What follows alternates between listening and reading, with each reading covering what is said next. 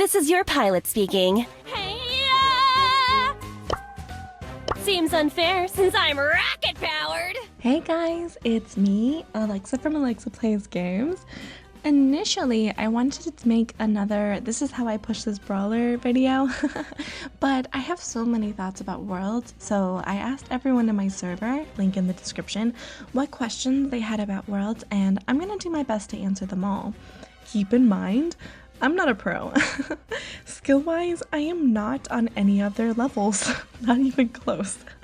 I'm like maybe a commentator at best, so yeah, Moist Garp asking me why I didn't play is like asking Ready Set why he didn't compete. Like, that's just not my lane, guys. So, since I wasn't there and I didn't compete, I can't tell you exactly what happened. I can only speculate as to what I think happened. So, without further ado, let's get into it.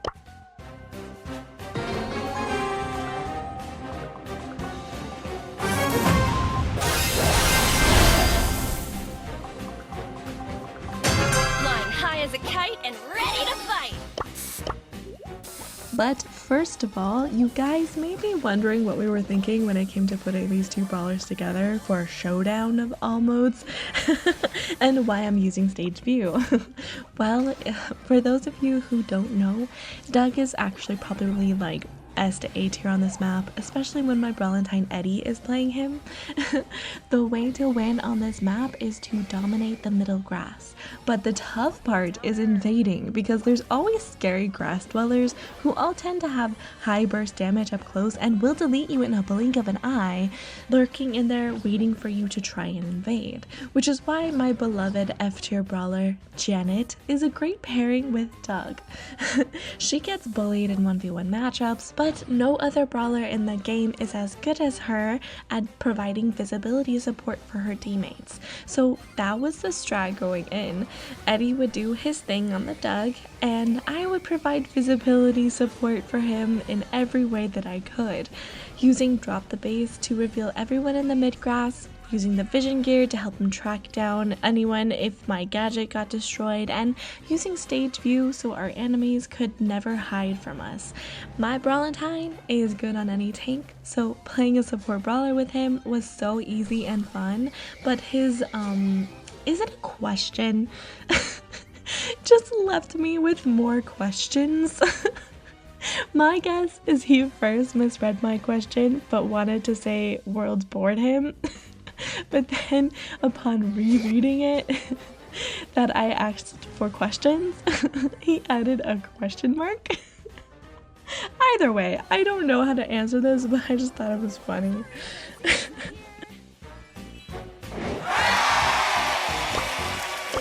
I'm playing among the stars. Okay, let's start out with an easy one before I have to address the elephant in the room. Kitty-shaped elephant, mind you.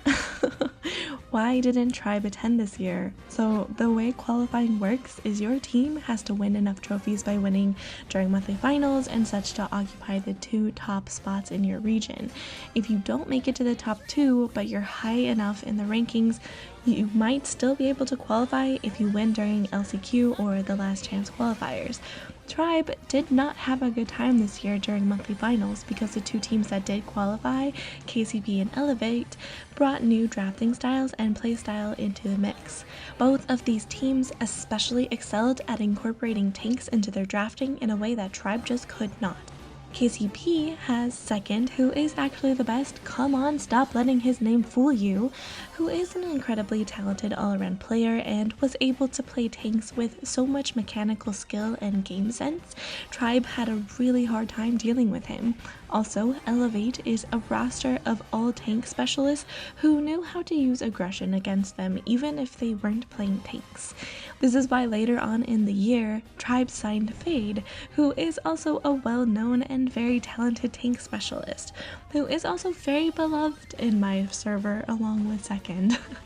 But it was too late, the damage had already been done. They were forced to try to qualify through the LCQ and unfortunately they lost, so they didn't make it. I really hope Fade will have more chances to shine next year since he is an underrated pro who didn't really get a chance to show what he's made of this year. Okay, fine. Now I'll address the kitty. Why did they pick Kitten Heist? So, I think there are two contributing factors as to why this has become such a meme. One, Juan Carlos is the Brawl Stars community's favorite punching bag. Seriously, give him a hug or send him a kind message or two because he doesn't deserve the hate he gets. He likes to joke around, but people take it way too far.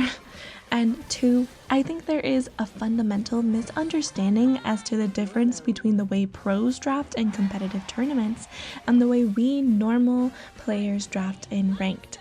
So let me just start my spiel by addressing what I see as the most common misunderstanding. Juan Carlos did not pick the kitty by himself. He did not, on a whim, go, I feel like playing the kitty today. That is not how pro drafting works.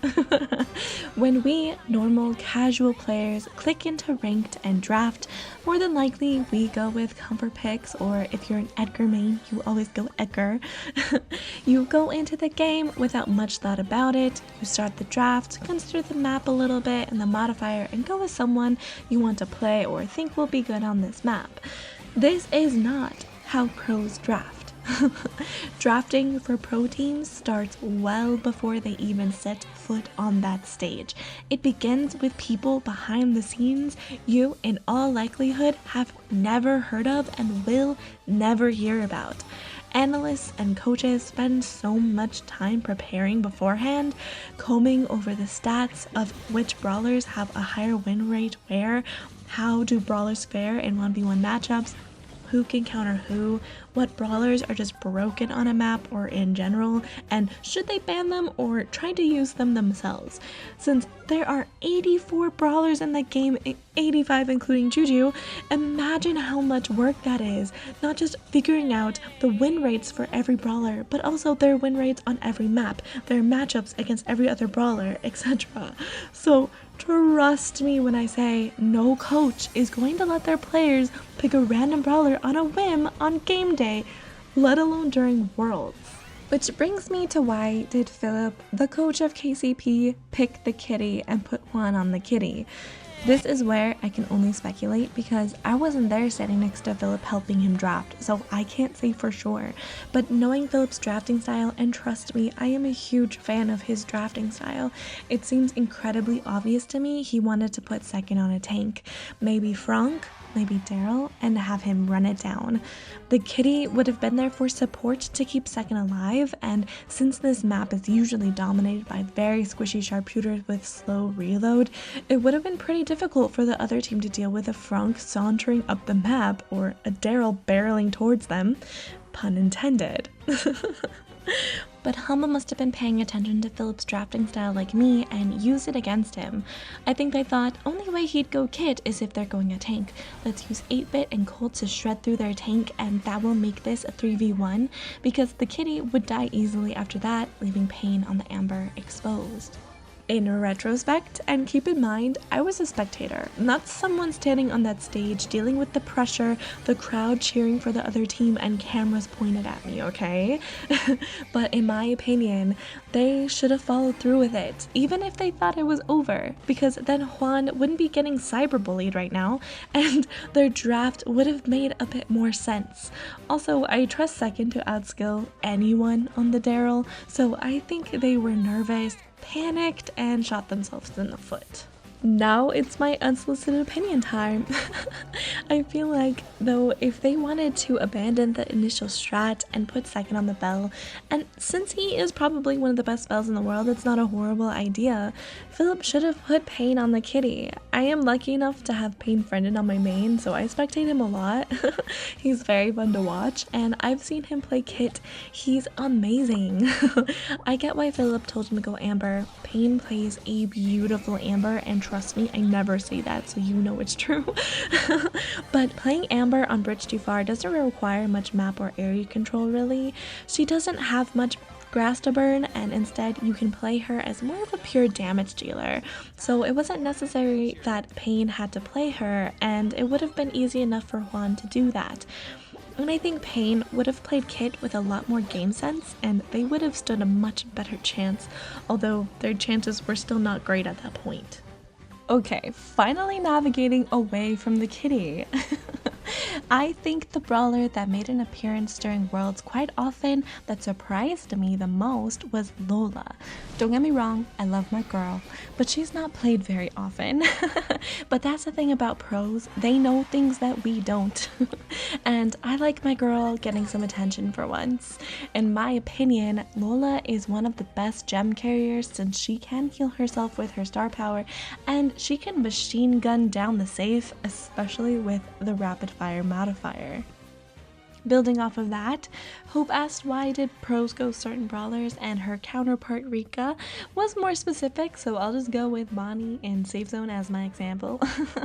So the match I believe Rika is referring to is Crazy Raccoon, one of my personal favorites, versus Elevate, who I mentioned before. Now, why did they go the Bonnie? The thing about Crazy Raccoon is they're suckers for their comfy picks. This team is made up of world champions. They are the most skilled in the world when it comes to mechanics, but they have one weakness: drafting. Yes, this is foreshadowing for what I will discuss later. But why the Bonnie in Safe Zone? Well, a while ago, like a year and a half ago, I think around that time when Bonnie was on the top of the meta, she was considered very OP on this map. Safe Zone is a heist map that, unlike other heist maps, is very dependent on mid control. Safe Zone and Kaboom Canyon. If you can hold the mid, you'll win. Most other heist maps, you can run it down with a tank and just focus on the safe, but on Safe Zone, you have to wrestle control of the mid from your enemies and hold it. Bonnie, when she was at her strongest, could jump over that blockade and just get on the safe. As long as she got close enough to the team spawn, she could jump over the wall and wreak havoc. But now, Bonnie has been nerfed down to the D tier, and she does not do as much damage to the safe as she once did. She's very squishy, and she can be killed very easily, and there are brawlers who can deal more damage to the safe standing in the mid. But Crazy Raccoon remembers when she was OP on this map, and I believe Comfort picked her. Panda asked, why did Zeta throw?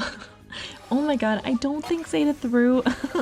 They were matched against SK, and the thing is about these two teams is they are very evenly matched. I actually made a video about them, and honestly, while making it, I regretted making the video every step of the way. But I kept making it anyway because I had already done so much work and I didn't want it all to go to waste. But it's not because these two teams are boring to watch, but because, oh my god, they were so evenly matched. It went to 5 rounds and each side fought their hardest and to the best of their ability, and it came down to not skill but draft. In the end, SK had a better draft, and so they won, plain and simple.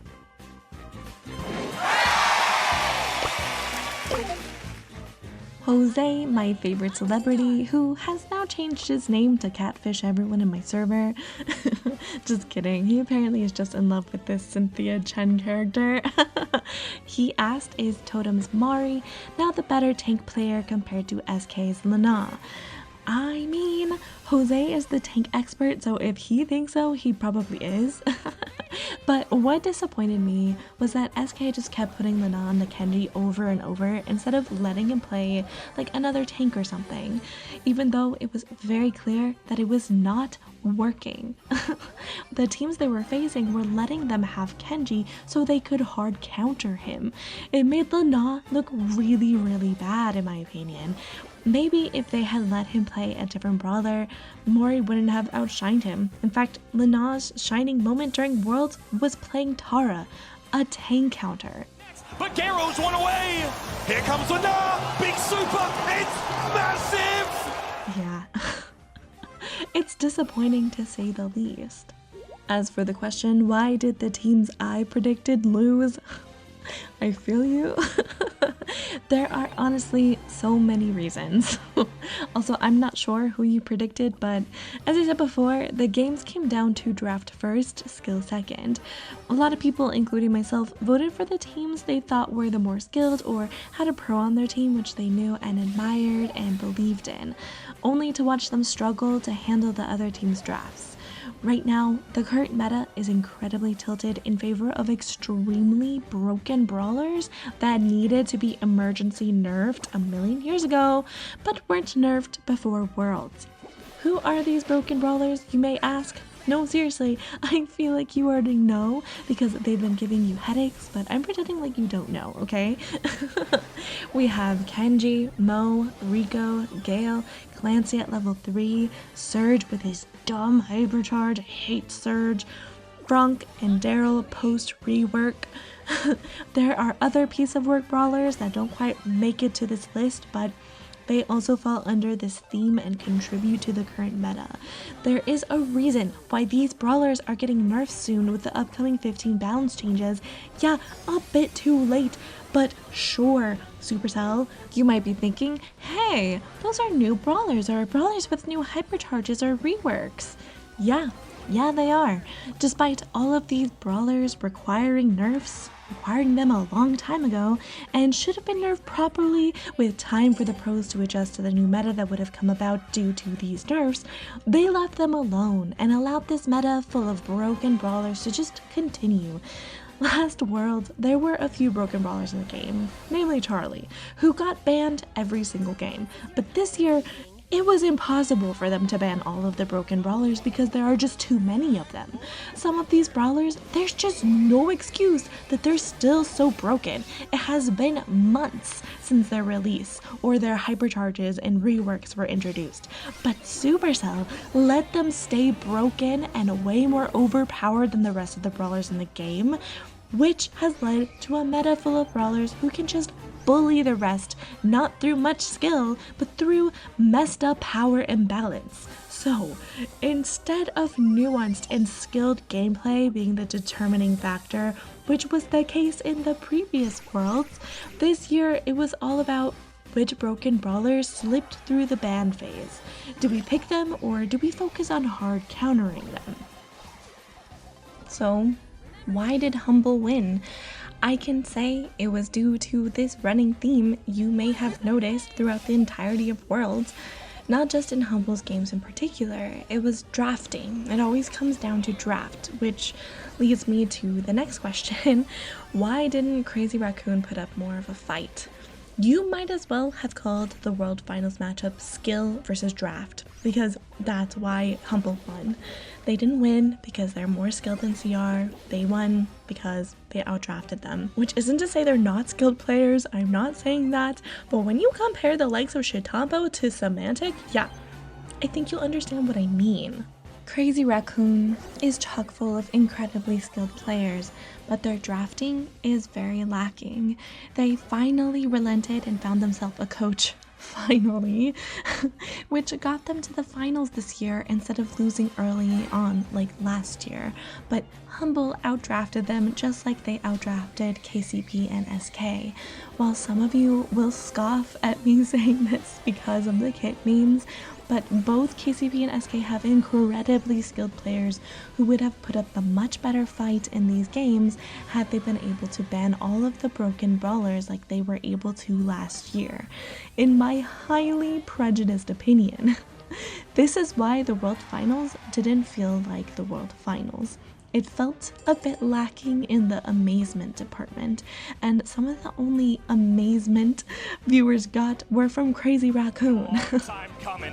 Reply Totem are one game away from seeking revenge. This looks like a draft diff for Totem, and Crazy Raccoon have been staring down the barrel of the draft for as long as we can really remember. They've struggled on this so many times, but the mechanics is where they execute. Stetampo with the team wipe to put Crazy Raccoon in the lead. Shitambo wielding the melody against a Frank comp using pure skill. A brawler that has been nerfed enough to be a more balanced brawler wowed the audience, not the broken brawlers. But Humble outdrafting Crazy Raccoon didn't wow anyone. If anything, it left people asking, how did a team that's not nearly as skilled as Crazy Raccoon beat them so easily? Let's take their last draft as an example. The other two drafts weren't horrible, they were decently good, which is why they won a game each round. Not as good as Humble's, but decent. However, their last draft, I honestly have no clue what they were thinking. It's like it was thrown together by the coach's little brother who is hard stuck gold.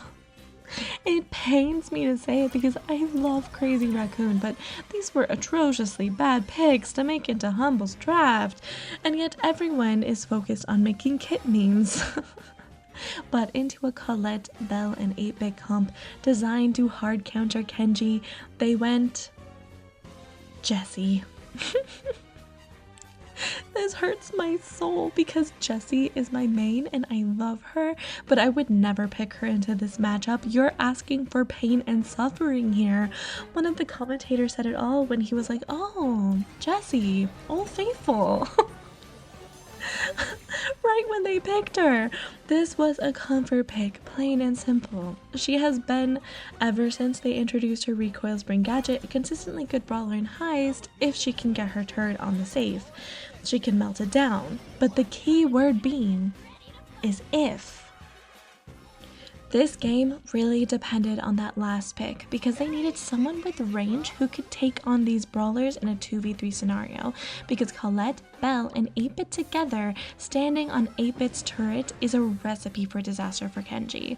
1v1, he can beat all of them, but with Colette wearing down his health, Belle marking him, and the sheer damage output that 8-Bit and his teammates would produce with his turret, if you want Kenji to be able to push up the map, you need someone who has range and would fare well in a 1v1 or 1v2 scenario to make his job easier. Kenji is seemingly immortal, yes, but from what I've been able to figure out playing against him and what Humble did time and time again, is if you deal enough damage to him before he can even make it close enough to attack, he's pretty easy to deal with. That is exactly what Humble cooked up here. So Kenji would need help, he would need someone who could pick up the slack for him, and unfortunately my girl Jessie is just not that brawler, not even in the hands of Tensai, a double world champion. While she does counter 8-Bit's turret because her basic can bounce off the turret and hit anyone standing on it for the damage boost, she is outranged by every single brawler on the enemy team.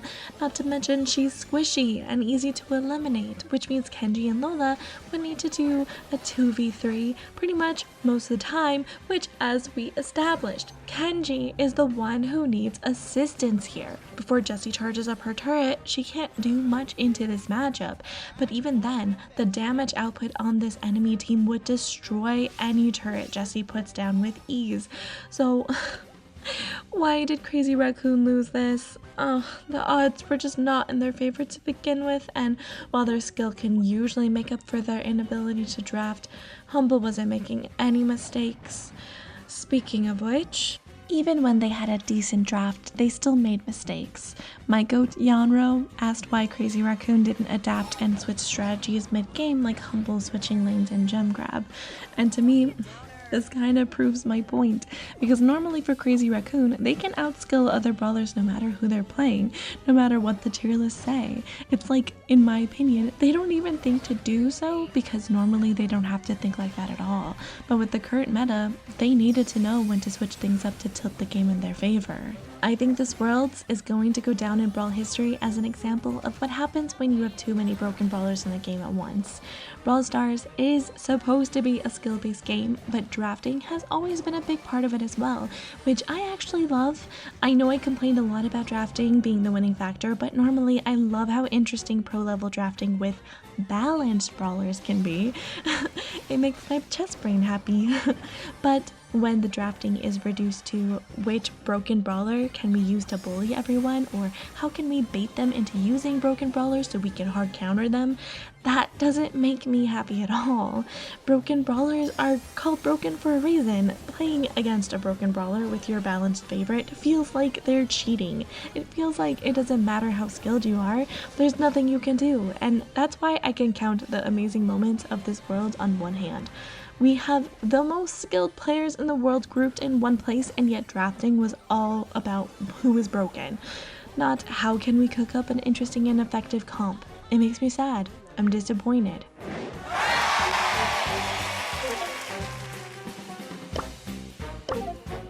Ice in my veins.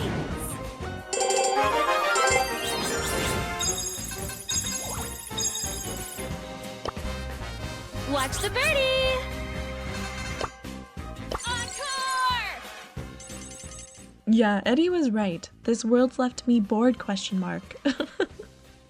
But I would just like to give you a friendly reminder that you're my goat.